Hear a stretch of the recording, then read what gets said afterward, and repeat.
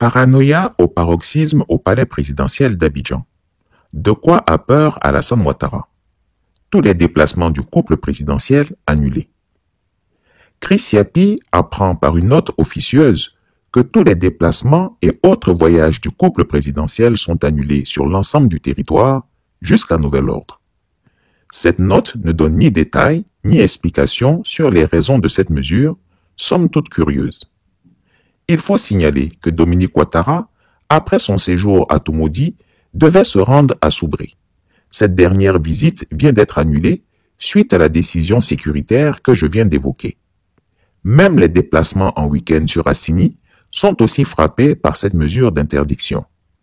Une telle mesure de restriction de mouvement concernant le plus haut personnage de l'État ne peut être prise que dans les conditions de menaces réelles et imminentes. Alassane Ouattara a-t-il peur de la contagion malienne, guinéenne ou burkinabé? Comme quoi, le troisième mandat est calamiteux. En effet, Alassane Ouattara, alias Gaspard Dieudonné le Chameau, a sombré dans la paranoïa la plus complète. Il est l'objet en ce moment de crises psychologiques, proches de l'aliénation, voire de la démence. Depuis que dans sa publication du 19 octobre 2022, Chris Yapi a décrit avec une exactitude chirurgicale le dispositif sécuritaire de notre despote bien détesté, l'homme n'en dort plus. Il se sent mis à nu.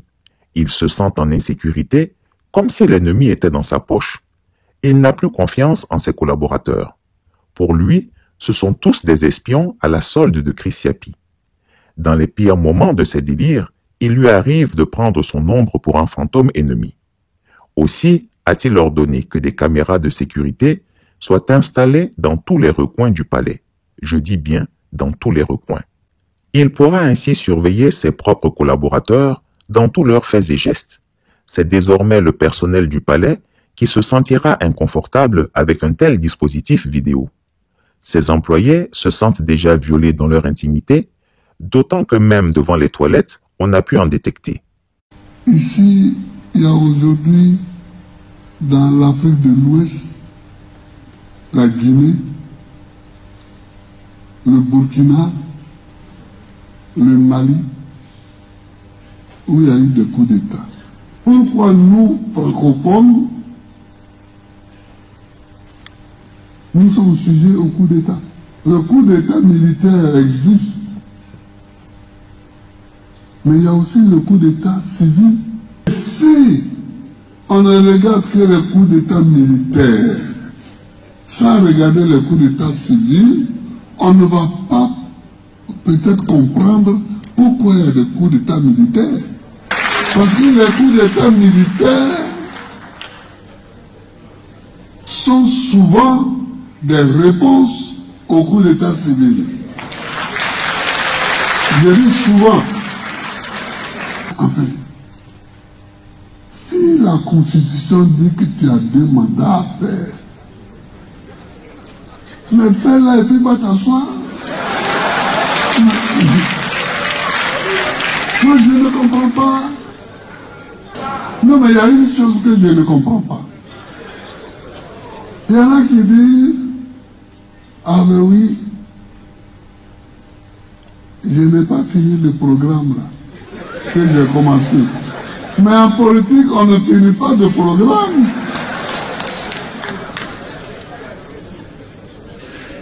Parce que les programmes que vous concevez avant d'arriver au pouvoir, quand vous les mettez en pratique, leurs conséquences, et leurs conséquences, et leurs conséquences,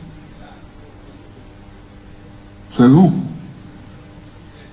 Donc si vous voulez attendre de finir les conséquences des conséquences de vos programmes, vous allez rester au pouvoir toute votre vie. Vous allez rester au pouvoir toute votre vie. Alors, en voulant rester au pouvoir toute votre vie, c'est la dictature. C'est la dictature.